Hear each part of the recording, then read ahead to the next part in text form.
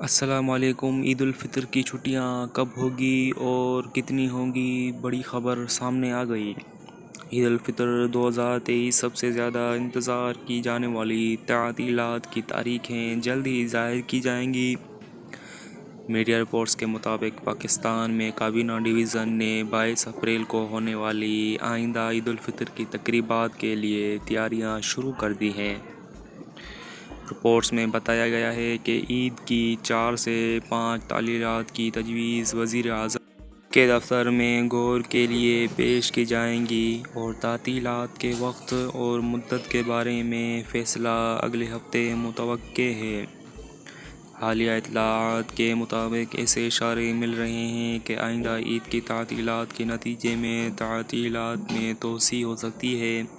خاص طور پر اگر عید جمعہ کو آتی ہے تو توقع ہے کہ چھٹی کا دورانیہ 20 اپریل سے 23 اپریل تک چلے گا۔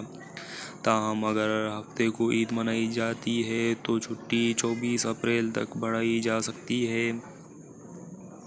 توقع ہے کہ تعطیلات کی مدت کے بارے میں سرکاری نوٹس کا اعلان مستقبل قریب میں کیا جائے گا۔